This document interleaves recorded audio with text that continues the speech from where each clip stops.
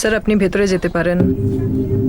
যা জিজ্ঞেস করার একটু তাড়াতাড়ি অফিসার, আমাকে হসপিটালে যেতে হবে, ইমার্জেন্সি আছে। সুরিন্দর খুন হয়ে যাওয়ার পরে আপনি ওর বাড়িতেও একবারের জন্য যাননি, না ওর শেষকৃত্যে আপনি গেছেন? অফিসার মিস্টার অরোরা আমার পেশেন্ট ছিল, বাকি পেশেন্টদের মতনই একজন। রাকেশ বানসাল আমাদের একজন সিনিয়র অফিসার। আপনাকে স্পেসিফাই করতে হবে যে ওনাকে আপনার কি প্রয়োজন। মার্ডার কেসটা নিয়ে একটু কথা বলার ছিল। লুধিয়ানায় হওয়া খুনের সঙ্গে আমাদের দেরাদুনের অফিসারের কি সম্পর্ক? স্যার, ভিকটিম সুরিন্দর অরোরা আপনার রাকেশ বনসালের স্ত্রী নুপুর বনসালের পেশেন্ট ছিল। একটা মেডিকেল কেসের জন্য আপনারা আমাদের অফিসারকে কেন ডাকছেন? শুধু এই জন্য যে কনসার্ন ডক্টর আমাদের অফিসারের স্ত্রী? শুধু এই কারণে, কারণ আমাদের সন্দেহ হয়েছে যে ডক্টর নুপুর বনসাল আর সুরিন্দর অরোরার সম্পর্ক একজন ডক্টর পেশেন্টের সম্পর্কের ঊর্ধ্বে ছিল। এবার কিন্তু আপনি প্রোটোকলের লাইন ক্রস করছেন। কোনো নির্দিষ্ট কারণ বলুন। স্ট্রিক্টলি প্রফেশনাল রিলেশনশিপ ছিল স্যার, যা একজন ডক্টর আর পেশেন্টের মধ্যে থাকে, দ্যাটস অল।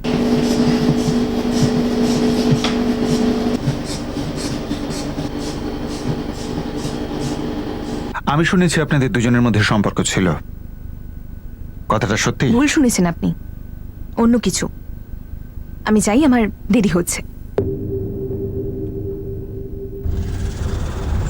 সামনাসামনি ও কনফিডেন্স দেখানোর চেষ্টা করছে কিন্তু পারছে না, আমি বুঝতে পেরেছি।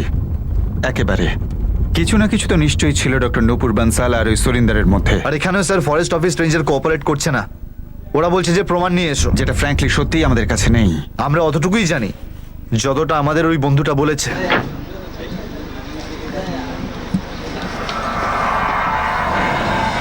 হরিয়ানা, হিমাচল, দিল্লি প্রত্যেকটা স্টেটে তল্লাশি চলছে স্যার, কিন্তু এই গাড়ির কোনো খবর পাওয়া যায় না। এতক্ষণে তো গাড়িটার পুরো পোস্টমর্টম করে ছেড়েছে, টুকরো টুকরো করে দেশের বিভিন্ন জায়গায় বেচে দিয়েছে। কিন্তু সুরিন্দরের সঙ্গে ওই ডক্টর নূপুরের সম্পর্ক আর এই গাড়ি, দুটোর মধ্যে কি সম্পর্ক আছে? সুপারি ডিলে হয়তো ইনভলভ হয়েছিল স্যার, ভাড়ার গুন্ডারা নিজেদের জন্য রেখেছিল। কিন্তু সুপারি মার্কেট থেকে ইনফরমেশন তো জিরো।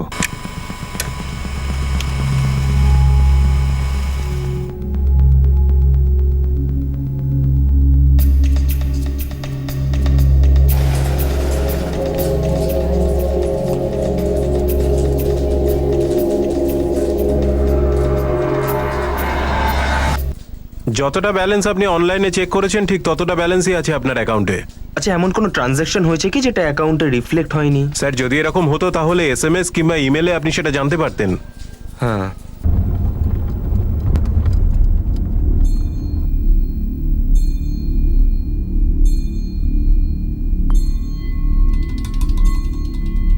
একটা কথা শুনে নে, এই ব্যাংক ট্যাঙ্কের কথা বলিস না আমার সামনে।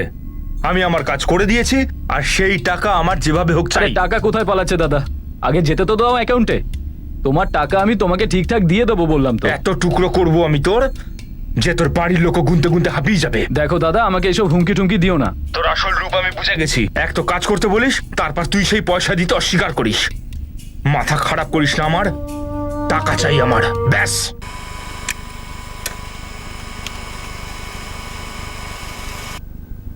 ট্রিপল 4980989 এই নাম্বারটা নুপুর বানসালের কল রেকর্ডে অনেকবার দেখা যাচ্ছে। আর এটাই হলো সুরিন্দর অরোরার দ্বিতীয় নম্বর, সিক্রেট নম্বর।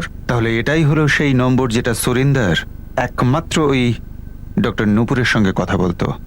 আর ডক্টর নূপুর কি বললেন? রিলেশনশিপ স্ট্রিক্টলি প্রফেশনাল, শুধু ডাক্তার আর পেশেন্টের। আমি বলে দিয়েছি আমার যা যা বলার ছিল, আর কিছুই নেই জানার মতো। Please try to understand. বুঝতে তো আপনাকে হবে ম্যাডাম যে সমস্তটা আমরা বুঝে গেছি, আর তাও প্রমাণ সমেত। ভালো হয় যদি আপনি চলে আসেন, আর না হলে আমি চলে যাব ওয়ারেন্ট নিয়ে, আর নিয়ে আসবো এখানে।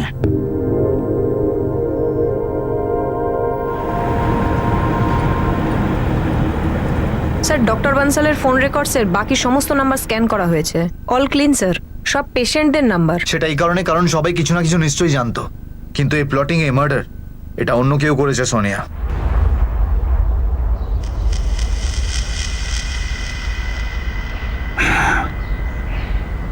Thank you very much sir. Sonia, sir, forest guard Rakesh বনসালের নাম্বার পাওয়া গেছে। নাম্বারগুলো আন্ডারলাইন করা। এই নাম্বারে আপনি রোজ কথা বলতেন। এই নাম্বারটা কার নামে রেজিস্টার করা? সুরিন্দরের নামে, যার সাথে আপনার স্ট্রিক্টলি ডাক্তারের পেশেন্টের সম্পর্ক। আর এটা সুরিন্দর অরোরার দ্বিতীয় নম্বর। এটা কারোর কাছেই নেই, না ওর বাবা মার কাছে, না ওর স্ত্রীর কাছে। ও একজনের সাথেই কথা বলতো, সেটা হলো স্ট্রিক্টলি প্রফেশনাল ডক্টর নূপুর পেন্সালের সাথে।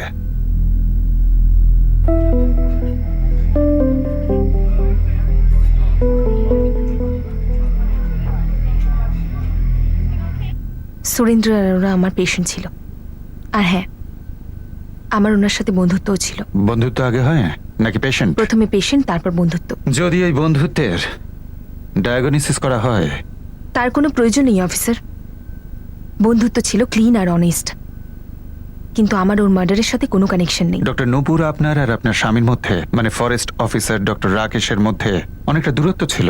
লুধিয়ানা থেকে দেরাদুন ন্যাশনাল হাইওয়ে 7 প্রায় 260 কিলোমিটার। হ্যাঁ, কিন্তু আমার স্বামীর এর সঙ্গে কোনো সম্পর্ক নেই। সো প্লিজ আপনি ওনাকে এর থেকে দূরে রাখুন, আই রিকোয়েস্ট। আপনার কাছে যেমন পেশেন্ট, ঠিক তেমনই আমাদের কাছে ক্রিমিনাল।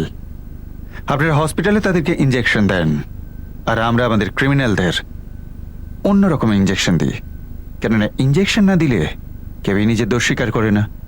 সবাই বলে আমি দোষ করিনি, আমার সাথে কোনো কানেকশন নেই। এটা আপনি নিজেই দেখুন কতটা কনফিডেন্স নিয়ে আপনি আমার চোখে চোখ রেখে বলেছিলেন যে সুরিন্দারের মৃত্যুর সাথে আপনার কোনো সম্পর্ক নেই। হ্যাঁ, আমি বললাম কারণ এটাই সত্যি।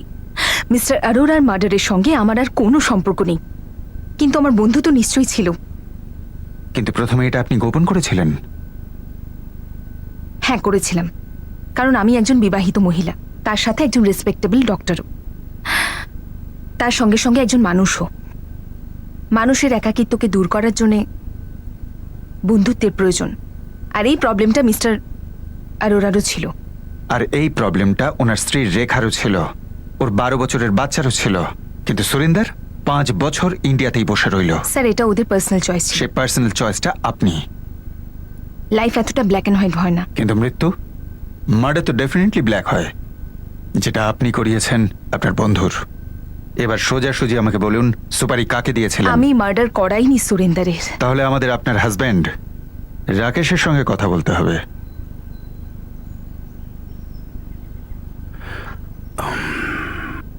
স্যার, রাকেশ, আমারও বলতে খুব খারাপ লাগছে, কিন্তু রুলসটা তো রুলস। আমার তোমার নাম্বারটা লুধিয়ানা পুলিশকে দিতে হয়েছে।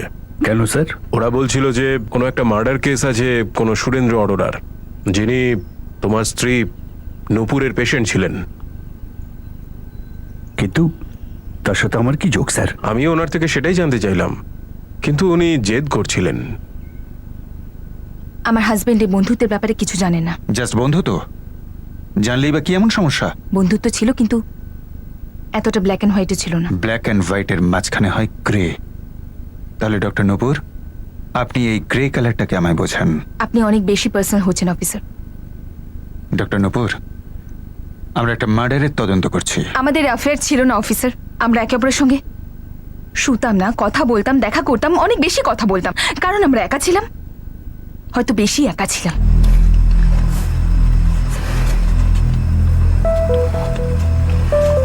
It's okay, I understand. কিছু এক্সপ্লেন করার দরকার নেই। থ্যাঙ্কস। তার মানে ওনারা পুরো 2 মাস এখানে থাকবেন? That's correct. আসলে বান্টির আবার স্কুল শুরু হয়ে যাবে, আর ও ফেরার সময় খুব জেদ করবে, সেটাও আমি জানি, যে আমি যেন ওর সঙ্গে নিউ ইয়র্কে ফিরে যাই। আমি তোমাকে বোঝাতে পারবো না আমি কতটা ব্যথা পাই তখন। আমার জীবন, আমার বান্টি। কিন্তু আমার ফিরে যেতে আর ইচ্ছেই করে না। আমরা একে অপরকে সবকিছু বলতাম, এটাও বলতে পারেন যে একে অপরকে খুব সাপোর্ট করতাম, কিন্তু সেটা না যেটা আপনি প্রমাণ করতে চাইছেন। প্রমাণ করা তো একজন উকিলের কাজ। আমরা তো এখানে একটা ল্যাবরেটরির মতো কাজ করি। ডিটেল রিপোর্ট তৈরি করি, তারপর আদালতে পেশ করি, সমস্ত সাসপেক্টকে মাইক্রোস্কোপের নিচে রাখি, তারপর প্রমাণগুলো পরপর সাজিয়ে নিয়ে রহস্য উদ্ঘাটনের চেষ্টা করি। আর এই মুহূর্তে আমাদের মাইক্রোস্কোপের নিচে রয়েছেন আপনি। আর পসিবিলিটি হচ্ছে জেলাসির। কিন্তু আমি কোনো জেলেসি ফিল করিনি। আমি একজন ম্যারিড, আর আমার নিজের বাউন্ডারি জানা আছে। আমি আপনার জেলাসির কথা কখন বললাম? দেহরাদুন এখান থেকে বেশি দূর নয়। রাকেশ এখানে 6 মাসে হার্ডলি 15 দিনের জন্য আসে।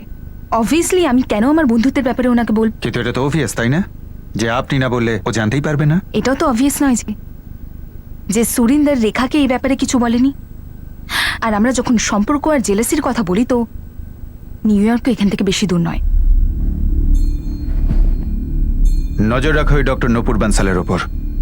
আমাকে রুল আউট করছি না।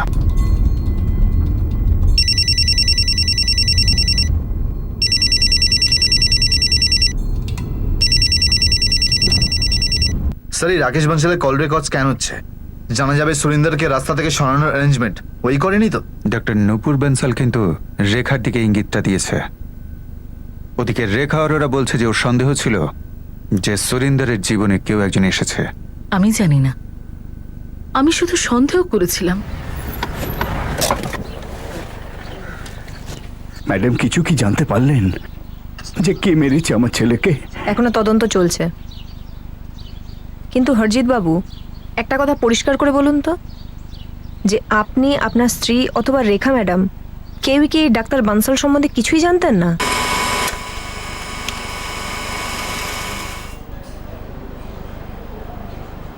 আমাদের তো সুরেন্দ্র কখনো তার মাইগ্রেনের সম্পর্কে কিচ্ছু বলেনি, সমস্ত কিছু তার ভেতরে রেখে দিত। রেখাকেও কোনোদিন কিছু বলেনিও। হরজিৎ বাবু, এটা কি করে হতে পারে যে সুরিন্দরের এখানে কন্টিনিউ থাকাটা আপনার কখনো খটকা লাগেনি? দেখুন হরজিৎ বাবু, কিছু তো ব্যাপার ছিল যে কারণে আপনার ছেলে সুরিন্দর বিগত 5 বছর ধরে নিউ ইয়র্ক ফিরে যেতে মানা করছিল। ও ওখানেই জন্মেছিল ম্যাডাম, আর আমরা সবাই একসঙ্গেই সেখানে থাকতাম। রেখা, ও কি ওখান থেকেই? আজ্ঞে হ্যাঁ, ওদের লাভ ম্যারেজ ছিল, আর আমরাও তাড়াতাড়ি হ্যাঁ বলে দিয়েছিলাম। ওদেরও অন্যান্য স্বামী স্ত্রীর মতোই ওদের মধ্যে ঝগড়া হতো।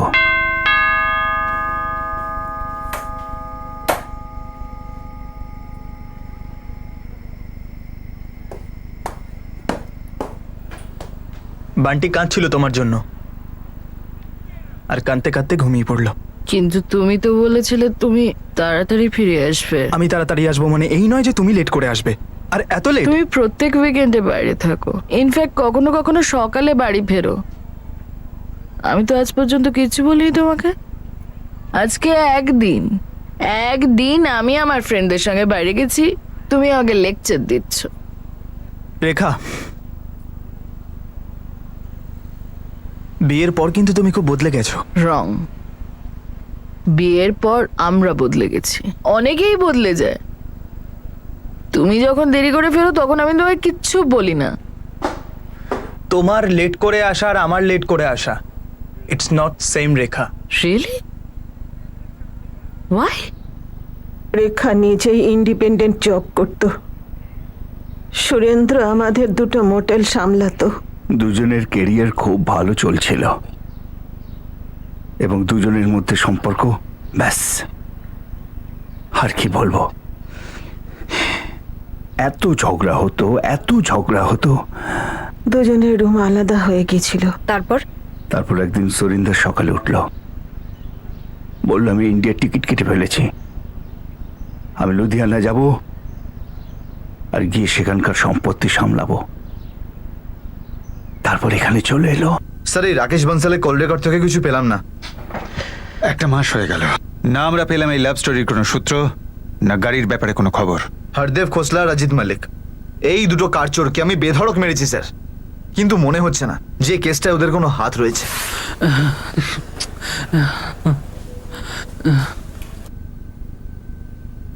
স্যার, সুরিন্দরের পেরেন্টস নিউ ইয়র্ক ফিরে যেতে চায়। ওরা ওদের একমাত্র ছেলের খুনিকে গারদের পিছনে দেখে তবেই যাবে। বারণ করো ওদের। Yes sir. উনি সোনিয়াকে বলেছেন স্যার যে সুরিন্দর আর রেখার বিয়ের পর নিউ ইয়র্কে নাকি অনেক ঝামেলা হতো, নিজেদের মধ্যে খুব অশান্তিও করতো। এরকম আবার হয়নি তো স্যার যে রেখা নিউ ইয়র্কেই বসে বসে রিমোট কন্ট্রোল দিয়ে সুরিন্দরকে খুন করে দিল? যদি এটা হয়ে থাকে তাহলে প্ল্যানিং হয়েছিল 1 বছর আগে, যখন রেখা বান্টির ছুটিতে এখানে এসেছিল। লাভটা খোঁজো। সুরিন্দরকে মেরে রেখার লাভটা কি হতো? এটাই যে সুরিন্দরের সমস্ত প্রপার্টি রেখা পেয়ে যাবে, কিন্তু ও তো সেটা এমনিই পেত। স্যার, এটা তখনই হতো যদি রেখা ও স্ত্রী অবস্থাতেই থাকতো, কিন্তু যদি এখানে সুরিন্দর এই প্ল্যানিং করে রাখে যে ও রেখাকে ডিভোর্স দিয়ে নূপুরকে বিয়ে করে নেবে, তাহলে কিন্তু স্যার রেখার ভালো রকম একটা লোকসান হতো, আর ও হয়তো এই প্ল্যানিং এর খবর আগেই পেয়ে গিয়েছিল। এমনিতে রেখা আর ওরা আমাদের কিন্তু একটা হিন্টস দিয়েছিল যে সুরিন্দরের নিশ্চয়ই কোনো একটা অ্যাফেয়ার আছে। এই রেখার নতুন অ্যাঙ্গেলটাকে জাজ করা একটু কঠিন হবে স্যার। এক তো আমেরিকায়, আর দ্বিতীয়ত আমার ওদের বিরুদ্ধে কোনো প্রমাণও নেই, কোনো লিডও নেই স্যার। লিডস তো আমাদের কাছে কোনো ব্যাপারটাতেই নেই মেহরা, তবু দেখা যাক। This is too much inspector. আপনি ঘুরিয়ে ফিরিয়ে আমাকে কেন ডিস্টার্ব করছেন? আপনি বুঝতে পারছেন যে আমার ম্যারিড লাইফে কতটা স্ট্রেন পড়ছে? স্ট্রেন আমাদের জন্য পড়ছে না ডক্টর নূপুর, যে মানুষটার সঙ্গে আপনার বন্ধুত্বের সম্পর্ক ছিল সে খুন হয়েছে, আর সেটাই অনেকগুলো লোকের মুখোশ খুলে গেছে। বোঝাতে পারছি? তো প্লিজ আপনি সেই লোকগুলোর উপর ফোকাস করুন আর আমাকে একা থাকতে দিন। দেখুন ইন্সপেক্টর, আমি আপনাকে আগেই বলে দিয়েছি যে আমার সঙ্গে মিস্টার আরোরা শুধু বন্ধুত্ব ছিল। হ্যাঁ, আমরা যদি সিঙ্গেল হতাম তাহলে রোম্যান্স অথবা ফিউচারের কোনো সম্ভাবনা ছিল, কিন্তু আমি প্রথমেই ক্লিয়ার করে দিয়েছিলাম যে আমি নিজের বিয়েটা ভাঙতে পারবো না। আর মিস্টার আরোরারও সেম ভাবনা ছিল। এখন ওনার ওয়াইফকে নিয়ে ওনার যদি কোনো প্রবলেম থাকতো তাহলে সেটা আমি জানি না। আর উনি নিজের বিবাহিত জীবনের সমস্যা আমাকে কখনো জানায়নি। আপনারা বলছেন যে বৌমা আমাদের ছেলেকে... দেখুন স্যার, আমরা কিচ্ছু বলছি না, আমরা শুধু জিজ্ঞেস করছি যে আপনার বৌমা রেখা এরম কিছু করতে পারে। আচ্ছা একটা কথা বলুন, যখন আপনার বৌমা নিউ ইয়র্ক থেকে এখানে আসে লুধিয়ানায়, তখন নিশ্চয়ই কোনো লোকাল নাম্বার ইউজ করেনও? আমরা তো জানি না, আমাদের কাছে নিউ ইয়র্কের একটাই নম্বর আছে। সেটাই সব থেকে বড় প্রবলেম হতে পারে। রেখা ফরেন ন্যাশনাল, তার উপর ইউএস সিটিজেন। ওর ব্যাপারে তদন্ত করা আপনাদের মনে হয় একটু কমপ্লিকেটেড হয়েছিল। সম্ভবত এই কারণেই আপনারা কেসটাকে ফোন রেকর্ডের মাধ্যমে সামনে আনছিলেন না। আসলে এই কেসটা নিয়ে সমস্ত জায়গা থেকে একটা ব্ল্যাঙ্ক রেসপন্স আসছিল। আমাদের জবরদস্ত ইনভেস্টিগেশন সত্ত্বেও আমরা ওই লোকটা সম্পর্কে কোনো তথ্যই পাচ্ছিলাম না যে খুনের দিন সন্ধেবেলা সুরেন্দারের অফিসে এসেছিল। সুরেন্দর অরোরাকে খুনের প্ল্যান অবশ্যই করা হয়, কিন্তু সেই সঙ্গে সাইমালটেনিয়াসলি লুধিয়ানাতে আরো কিছু হয়েছিল, আরো একটা খুন। আমরা সেই খুনটাকে সুরেন্দর অরোরার খুনের সঙ্গে যুক্ত করতে পারছিলাম না। আর আরেকটা মার্ডার কেস অন্য কোনো পুলিশ স্টেশনে ছিল বোধহয়। হ্যাঁ, কিন্তু আমাদের কেসের ব্রেক থ্রুটা ওই কেসের ফাইলে ছিল, কিন্তু আমরা ওই কেসটায় ডাইরেক্টলি যাইনি। ন্যাচারালি ডেড এন্ডে পৌঁছানোর ফ্রাস্ট্রেশন আমাদের গ্রাস করেছিল। আর তারপর আমার দেখা হয় আমার এক ব্যাচমেটের সঙ্গে, আর এই দেখা হওয়াটা এই কেসটাকে দেখার একটা নতুন দিক খুলে দিল। কিন্তু আমাদের কেসের ব্রেক থ্রুটা ওই কেসের ফাইলে ছিল, কিন্তু আমরা ওই কেসটায় ডাইরেক্টলি যাইনি। ন্যাচারালি ডেড এন্ডে পৌঁছানোর ফ্রাস্ট্রেশন আমাদের গ্রাস করেছিল। আর তারপর আমার দেখা হয় আমার এক ব্যাচমেটের সঙ্গে, আর এই দেখা হওয়াটা এই কেসটাকে দেখার একটা নতুন দিক খুলে দিল। গুরদীপ, রেখা অরোরা ইউএস সিটিজেন, এখন ওখানেই আছে। কোশ্চেনিং এর জন্য এখানে আনা নেক্সট টু ইম্পসিবল নয়, বরং টোটালি পসিবল। যদি নিয়েও আসি তবু কেসটা তো হবে না। শুধু এইটুকুনি প্রমাণ আছে যে স্বামী স্ত্রীর মধ্যে সম্পর্ক ছিল না। এই রেখা অরোরা প্রতি বছর আসতো তার বাচ্চা বান্টিকে নিয়ে 2-3 মাসের জন্য। তো সেই সময় ও যে লোকাল নাম্বারটা ইউজ করতো, সেই নাম্বারটা তোর কাছে নেই? ওর পেরেন্টসটা বলছে যে ওই নাম্বারটা ওরা কেউ জানে না। আমাদের কাছে দ্বিতীয় কোনো উপায় ছিল না ওই নম্বরটা পাবার। এই কাজটা অবশ্যই ঝামেলার। তোর হাতে একটা অ্যাঙ্গেল আছে যেটা তুই ঠিক মতো এক্সপ্লয়েট করছিস না। এক্স্যাক্টলি। এই যে আমেরিকান ফোন কোম্পানি, এরা রেখার ফোন রেকর্ডস কিছুতেই আমাদের দেবে না, অন্তত স্ক্যান করতে তো কিছুতেই দেবে না। এই রেখাকে নিউ ইয়র্ক ফিরে যেতে দেওয়াটা একেবারেই ঠিক হয়নি। যদি তুই ওই রেখা অরোরাকেই সাসপেক্ট বলে মেনে চলিস, তাহলে একটা পদ্ধতি আছে। একটু পাগলামি বটে। বল। এমনিতে এই কেসটাতে পাগলামি তো হচ্ছেই। যে লোকটা সুরিন্দারের সঙ্গে দেখা করতে এসেছিল, ধরে নে ও এক্স, তো এই রেখা অরোরা হয়তো ওই এক্সকে সুপারি দিয়েছিল সুরিন্দার অরোরাকে মারবার জন্য। আর কাউকে সুপারি দেওয়ার প্রমাণ পর্যন্ত নেই। সুপারি হয়তো নিউ ইয়র্ক থেকে দেওয়া হয়েছিল।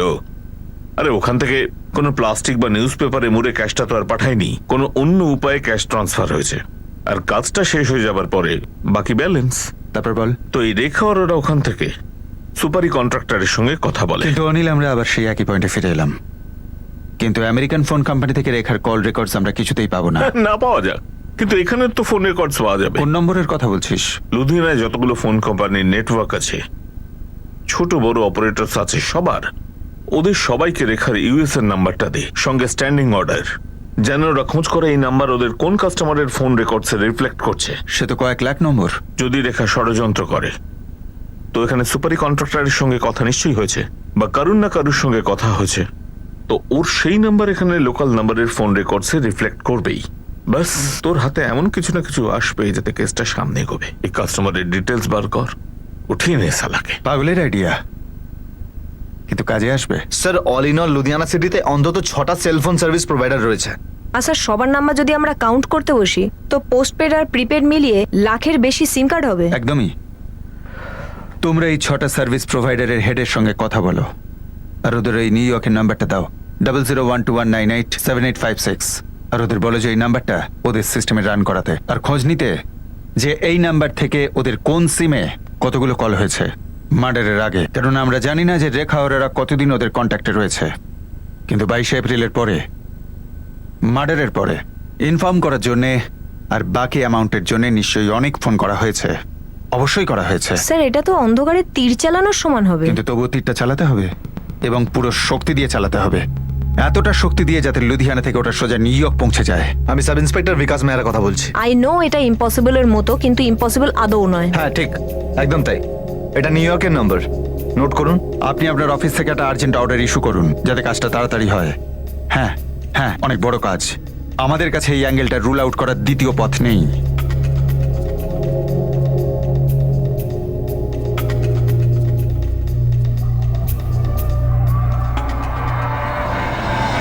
মা আমাকে পুলিশ এখানে থেকে যেতে বলছে। কিন্তু কেন বাবা?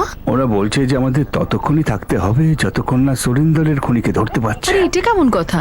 ওরা যদি 6 মাস ধরে এই কাজ করে তাহলে কি তোমরা 6 মাস ধরে ওখানে থাকবে? কথাটা তুমি ঠিকই বলেছো, কিন্তু ওরা আমাদের বলছে না। ঠিক আছে বাবা, কিন্তু মা যেন নিজের ইনসুলিনটা নিয়মিত নেয় আর তুমিও সাবধানে থেকো। ঠিক আছে মা।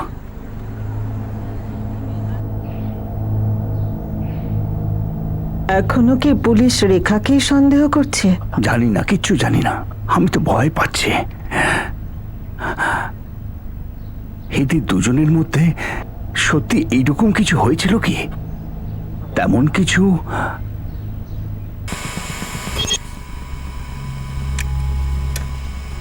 14 এপ্রিল আমেরিকা থেকে ফোন এসেছিল।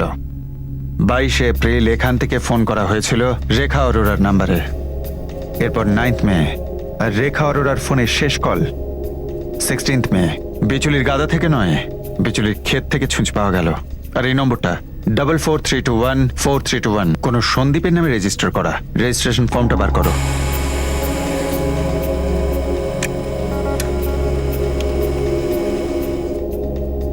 রঘুবীর রানা, সন্দীপ পুনিয়া।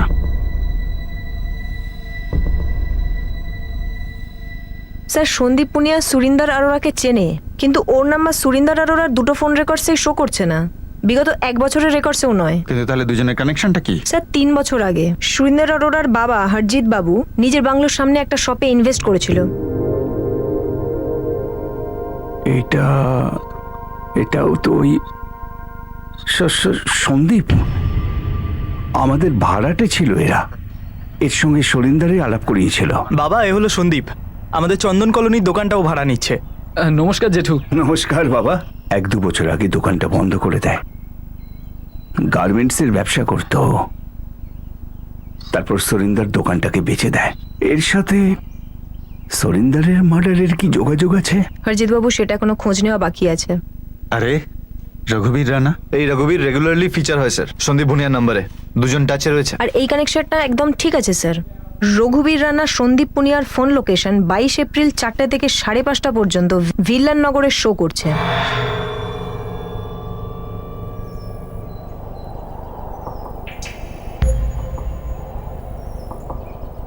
এই মুহূর্তে দুজনের ফোন অ্যাক্টিভ স্যার। এই রঘুবীর রানা নিজের ট্যাক্সি চালায়, আর এই সন্দীপ ভুনিয়া আপাতত কোনো কাজ করে না, বেকার। স্যার কোনো তৃতীয় ব্যক্তি অবশ্যই থাকবে। Sir according to phone location খুনের দিন সন্ধেবেলা রঘুবীর রানা সন্দীপ পুনিয়া ভিল্লান নগরে প্লটে উপস্থিত ছিল। ফের সুরিন্দর অরোরা ওখানে পৌঁছয় সন্ধ্যের ঠিক 5টার সময়। প্রথমে সুরিন্দর অরোরা ওর কবির ইন্ডাস্ট্রিয়াল প্লটে পৌঁছয়, তারপর ও জিতেন্দ্র কালরার ভিল্লান নগরের প্লটে পৌঁছয় সন্ধ্যে 5টার সময়। এই রঘুবীর রানা আর সন্দীপ পুনিয়া দুজনের ব্যাংক স্টেটমেন্ট চাই। এবার আমরা নিশ্চয়ই ধরতে পারবো। আই এম শিওর এটা আমাদের রেখা অরোরা পর্যন্ত পৌঁছে দেবে। নমস্কার দাদা। নমস্কার দাদা, বসুন। বলুন। একটা জমি নেবো দাদা। কত বড়?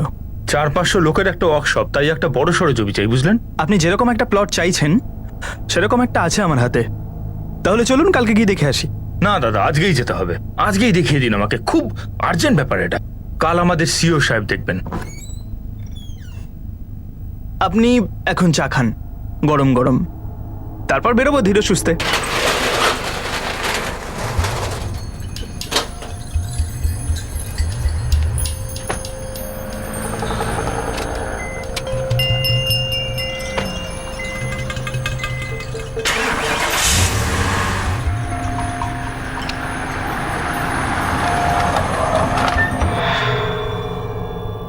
আরে 4:30 বেজে গেল তো।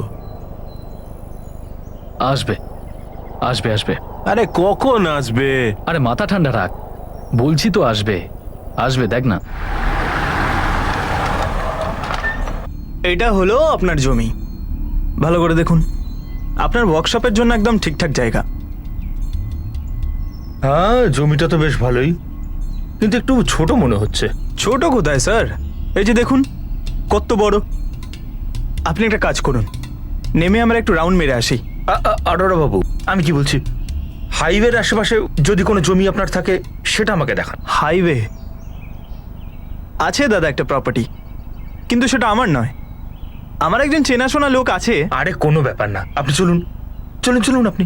দাদা এবার আমাকে বাড়ি যেতে দিন, হাইওয়ের প্রপার্টিটা কালকে দেখে নেবেন, আর আপনাকে ওনারের সঙ্গেও দেখা করিয়ে দেবো। আরে দাদা, হাইওয়ে এখান থেকে কত আর দূর, এই যাবো আর এই আসবো। ও দাদা, এই যাওয়া এই আসাতে না 8 ঘন্টা লাগবে। তাতে কি, 8 ঘন্টা তো কথায় কথায় কেটে যাবে। চলুন আপনি। ঠিক আছে, যেমনটা আপনি চাইছেন। চলুন চলুন চলুন দেখে আসি জমিটা। তুই মুখ খুলেছিস না? হ্যাঁ, আমি খুলেছি? হ্যাঁ, মুখ আমি খুলেছি না তুই খুলেছিস? আরে আমি কেন মুখ খুলবো? ভাই, এরা আমাদেরকে ফাঁসিয়ে দিয়েছে। কি বলছিস?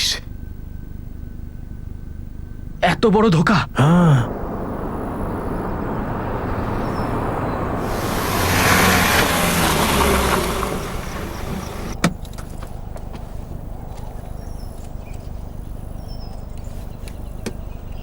দাদা এই পুরো প্লটটা এই এখান থেকে শুরু করে ওইখান অবধি, এই জায়গাটার একজনই ওনার, জিতেন্দ্র কালরা। কাগজপত্র ঠিকঠাক। জমিটা তো খুব ভালো, সুপার আছে। ওনার টাকা কত চাইছে? দাদা টাকার কথা এখন কি বলবো, কালকে সকালবেলা দেখা করে কথা বলি। ঠিক আছে দাদা, তাহলে কাল 10টার সময় দোকানে মিটিংটা রাখছি। আমি ওখানে জিতেন্দ্র কালরাকেও ডেকে নেবো, আর ওখানেই বসে সব কথাবার্তা সেরে নেবো। দাদা আমার কমিশন নিয়ে কোনো চিন্তা করবেন না, এমনিতেও আমি অন্যদের মতন ক্লায়েন্টের গলা কাটি না। কিন্তু আমি তো কাটি, আর এখন তোরটা কাটবো। কি? নমস্কার দাদা। সন্দীপ, তুই এখানে? এসব কি হচ্ছে? মার্ডার মার্ডার করা হবে বন্ধুকে।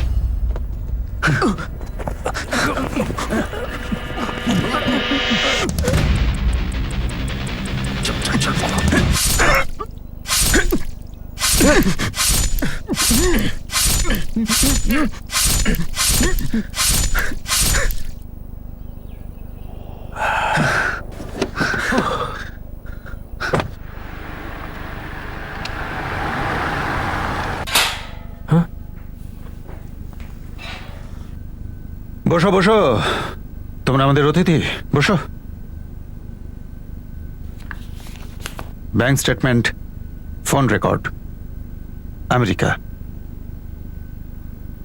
2রা এপ্রিল 2016, 3 লাখ টাকা যেটা উইথড্র হয়েছে। তারপর 10ই মে 1 লাখ টাকা ট্রান্সফার হয় রঘুবীর তোমার পার্সোনাল অ্যাকাউন্টে। তারপর কোনো ট্রান্সফার নেই। এরপর 16ই মেতে সন্দীপ তুমি ফোন করেছিলে আমেরিকার নিউ ইয়র্কে। তোমার লাস্ট কল রেখা আরোরাকে। তার মানে কাম খতম, পয়সা হাজম। তোদের দুজনের কাছে পৌঁছতে আমাদের অনেক ঝামেলা পোহাতে হয়েছে। এবার যদি মিথ্যে বলিস কিংবা না বলার চেষ্টা করিস তাহলে রুল দিয়ে তোদের একবারে শেষ করে দেব। এখন আর না বলে কি লাভ স্যার? সবচেয়ে বড় ধোকা তো আমাদের দুজনের সঙ্গে হয়েছে। সবকিছু হওয়ার পরেও আমরা তো স্যার পুরোপুরি ফেঁসে গেলাম। তাহলে রুল দিয়ে তোদের একবারে শেষ করে দেব। এখন আর না বলে কি লাভ স্যার? সবচেয়ে বড় ধোকা তো আমাদের দুজনের সঙ্গে হয়েছে। সবকিছু হওয়ার পরেও আমরা তো স্যার পুরোপুরি ফেঁসে গেলাম। রেখা ম্যাডাম, একটা সীমা আছে। আমি 2 দিন ধরে ব্যাংক ঘুরছি, ওরা এখনো বলছে যে আপনি এখনো ট্রান্সফার করেননি আমার নামে। আমি বললাম তো টাকা ট্রান্সফার হয়ে যাবে, এত স্ট্রেস নিও না। আরে পেয়ে যাবে, এমন তো নয় যে আমি পালিয়ে যাচ্ছি। তুমি এত জেদ কেন করছো? রেখা ম্যাডাম, আমি এরকম করছি না, রঘুও করছে না। ও যা করার বীরু করছে। আর শুধু জেদ ধরছে না, আমাদের দুজনকে প্রাণে মারার হুমকিও দিচ্ছে। What nonsense! সত্যি বলছি আমি। আপনি তো নিউ ইয়র্ক থেকে এসে আবার ফিরেও গেলেন, কিন্তু আপনি যেমন বলেছিলেন দ্বিতীয়বারের জন্য আপনাকে কন্ট্যাক্ট করিনি আমরা। ম্যাডাম, কিন্তু এই বীরু আমাদের মাথায় উঠে বসে পড়েছে। ও যদি একবার রেগে যায় না, তাহলে আমাদের ধরে মাথা থাকবে না আর। এত কাঁদার কিছু নেই, টাকা 2 দিনে ট্রান্সফার হয়ে যাবে।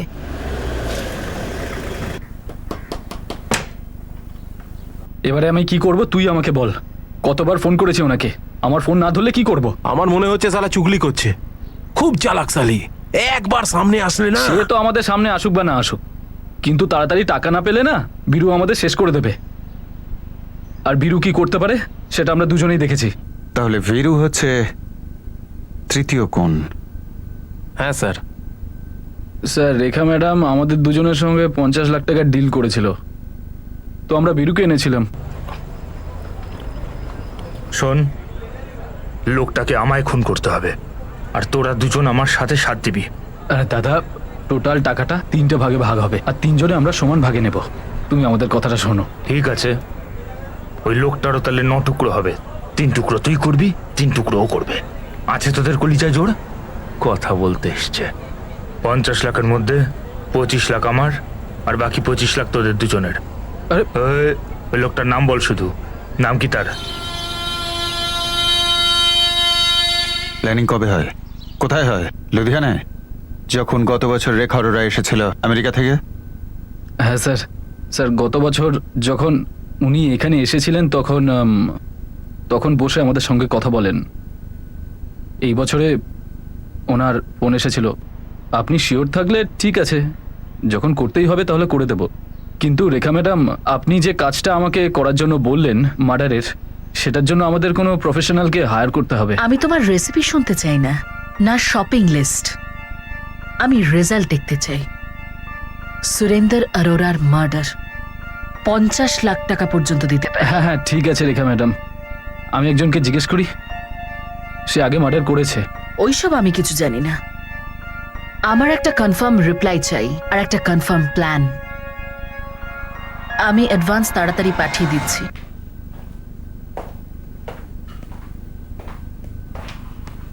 এটাই কি তোদের বীরু? হ্যাঁ হ্যাঁ স্যার। এর ওপর একটা মার্ডার কেস কোর্টে চলছে স্যার।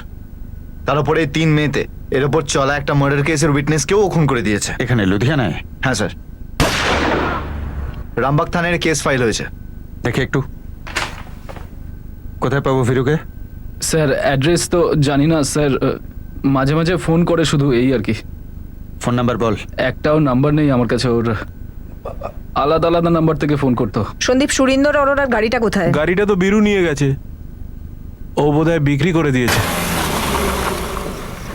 খুব ভালো, আমার পছন্দ হয়েছে। একবার টেস্ট ড্রাইভ করা যাক। হ্যাঁ, করে নিন স্যার। এই রেখা অরোরা ওর স্বামী সুরিন্দর অরোরাকে কেন খুন করালো?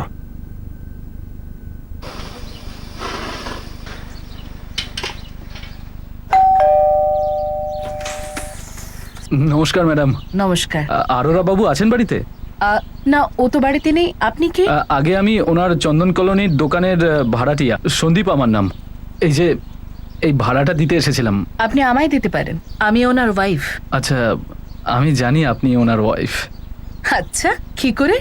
আপনি যেভাবে ইংরেজি বলছেন, যে কেউই বুঝে যাবে যে আপনি এনারাই। স্মার্ট। হ্যাঁ, থ্যাংক ইউ।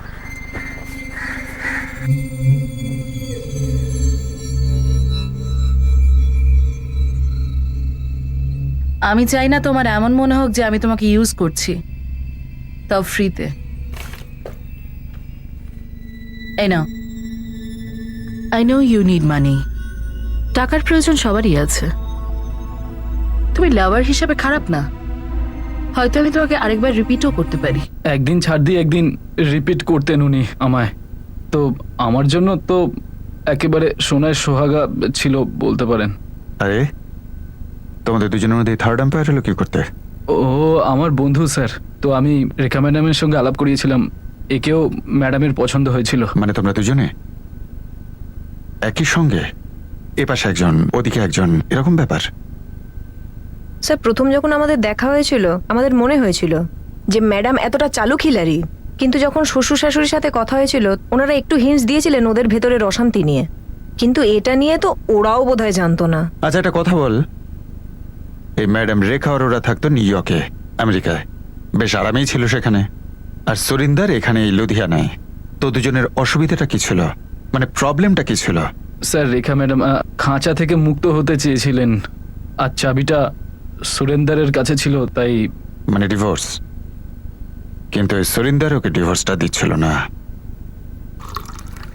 রেখা ম্যাডাম, আমি তো বলি যদি দিচ্ছে না তাহলে বাদ দিন, ওসব ভুলে যান, এইসব ডিভোর্স ফিভোর্স। দেখুন, আপনি ওখানে আমেরিকাতে ফুর্তি করছেন আর উনি এখানে ফুর্তি করছেন, একই ব্যাপার। ও ফুর্তিটা আমার আনন্দের গলা টিপে করছে। It's so unfair. ডিভোর্স কোনো ওয়ার্ডমার্ক স্কিম না রেখা, যে পার্টনার চেঞ্জ করতে হলো নো প্রবলেম, রিটার্ন করো, no question ask and full money return. Just tell me one thing, তুমি পার্টনার কেন চেঞ্জ করতে চাইছো? আমি পার্টনার চেঞ্জ করতে চাই না, শুধু তোমাকে ছাড়তে চাই। একে অপরকে পার্টনার বলার জন্য পার্টনারশিপ থাকা চাই। কেন কখনো লং ডিস্টেন্স বিয়ে দেখোনি? লং ডিস্টেন্স ইয়েস, কিন্তু এটা তো রং ডিস্টেন্স। রংটা কি সেটা আমি ভালোই জানি। আই এম 100% শিওর তোমার কোনো বয়ফ্রেন্ড আছে। That's none of your business. কারণ আমার যে লিগ্যাল লাভার, সে এখন আমাকে ভালোই বাসে না। তালি বাজাতে গেলে দুটো হাত লাগে রেখা, আর ভালোবাসতে দুটো মানুষ। তোমার কাছে তো বিয়েটা একটা ইয়ার্কি ছিল, তুমি আমার জন্য একটুও ভাবনি, যখন আমি 100% ভেবেছি। ইউ নো হোয়াট, তোমার সঙ্গে বিয়ে করে আমি খুব পছতাই। আমিও, বাট আই এম গ্ল্যাড তুমি অ্যাটলিস্ট অনেস্টলি কথা তো বলছো। তা আমিও অনেস্টলি বলছি, এই সম্পর্কটাকে শেষ করে দিই, এটাকে পাশে রেখে লেটস মুভ অন। আর তার বেস্ট উপায় হলো একে অপরকে ডিভোর্স দিয়ে দেওয়া। ঠিক আছে, তো আই হোপ তুমি ডিভোর্সের সব টার্মসে রাজি। ওই টার্মসগুলো মানাই যায় না। ওয়াই? তুমি একজন ইন্ডিপেন্ডেন্ট ওয়ার্কিং উইমেন, তাহলে আমার বাবার বিজনেস থেকে তোমাকে কেন আমি শেয়ার দেবো? কেন প্রত্যেক মাসে আমার অ্যাকাউন্ট থেকে তোমাকে মেইনটেনেন্স দেবো? আর আমাদের সব সম্পত্তির মধ্যে তোমাকে কেন ভাগ দেবো? কারণ এগুলোর উপর আমার সম্পূর্ণ অধিকার আছে। আমি আমার জীবনের অনেকটা সময় তোমাকে দিয়েছি, একটা বাচ্চা দিয়েছি, আর তুমি এখানে ভগবান জানে কি করছিলে। সেই সময় আমি তোমার বৃদ্ধ বাবা মাকে দেখেছি। ভগবান জানে আমি এখানে কি করতে এসেছিলাম। আমি যে এখানে আছি না, শুধু তোমার জন্য। তোমার জন্য আমাকে নিউ ইয়র্ক ছাড়তে হয়েছে, কারণ একটা ছোট্ট ব্যাপারে তুমি বাড়িতে পুলিশ ডেকেছিলে। গায়ে হাত তোলার ছোট্ট ব্যাপার? Surinder please don't behave like a child. আমি নিগোশিয়েট করতে রাজি আছি, ওকে? নো নিড ফর দ্যাট রেখা, আমার স্ট্যান্ড ক্লিয়ার। তুমি ডিভোর্স নিতে চাও, এখনই নাও, কিন্তু টার্মস মেনে। সত্যি বলবো, ইচ্ছে করছিল ওই মুহূর্তেই ওকে খুন করে দিতে। স্যার আমি অনেকবার বলেছি রেখা দেবী এই ধরনের মার্ডারের কেসে পড়বেন না, আপনি ভুল করেও পড়বেন না, ফালতু ফালতু ঝামেলা হয়ে যাবে। মার্চ মাসে উনি আমাকে ফোন করেন, বললেন যে আমি ডিসাইড করে নিয়েছি যে এবারেই সব শেষ। তো আমরা বীরুকে ডেকে নিলাম আর কাজ করে নিলাম। বড়ই বোকা তো তোরা, বুদ্ধি বলে কিছু জিনিস আছে তোদের? কি ভেবেছিলি মার্ডার করবি, পয়সা পাবি আর জীবনটা আনন্দে চলে যাবে? এবার তোরা দুজন জেলে পচবি, পৃথিবীর কভারেজ থেকে বাইরে আর জীবনের নেটওয়ার্ক থেকে আউট। মানছি সম্পর্কে ফাটল ধরেছিল, দুজনে তো দূরে দূরে থাকতো।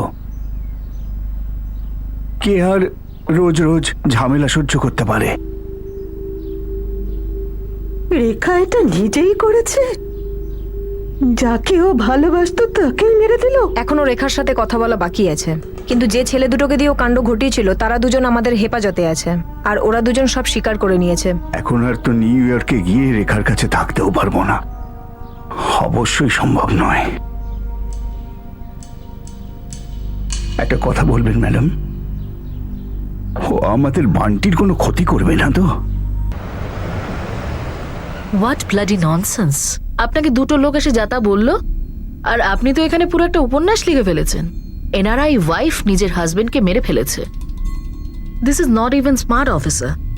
একটু তো বুদ্ধি খরচা করতে পারতেন। চালাকি তো আপনি করেছেন রেখা ম্যাডাম, যে আপনার ছেলে স্কুলের অজুহাত দিয়ে আমাদের হাত থেকে পালিয়ে গেলেন। কিন্তু ম্যাডাম, নিজেকে অতটা চালাক ভাববেন না। আমরা সন্দীপ আর রঘুর সাথে বীরুকেও ধরে ফেলেছি।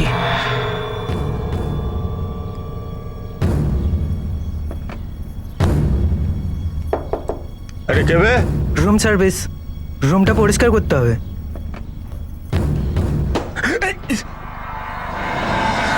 এটাই তো ইন্ডিয়ান সিস্টেমের প্রবলেম। বাহানা করা, ব্লেম গেম শুরু করা। আপনি সোজাসুজি এটা কেন বলছেন যে আপনি আমার হাজবেন্ডের খুনিদের ধরতেই পারছেন না, বা হয়তো ধরে ফেলেছেন, হয়তো ঘুষ নিয়ে ওদের ছেড়ে দিচ্ছেন, আমাকে ফাঁসাচ্ছেন। ম্যাডাম, আপনি এখনো পুরনো আইডিয়ায় আটকে এখনকার ইন্ডিয়াকে চেনেননি। আপনি ভাবছেন যে আপনার কাছে আমেরিকার পাসপোর্ট আছে, কাজেই আপনি সেফ। আমরা আপনার কাছে পৌঁছতে পারবো না, একটু ভয় পান। আমরা খুব তাড়াতাড়ি আপনার কাছে পৌঁছাচ্ছি। আপনাকে নিউ ইয়র্কের কোনো পাব থেকে তুলে প্লেনে করে এখানে নিয়ে আসবো, লুধিয়ানার এই থানায়, আর তাও আইন মেনে। অপেক্ষা থাকুন, আমরা আসছি।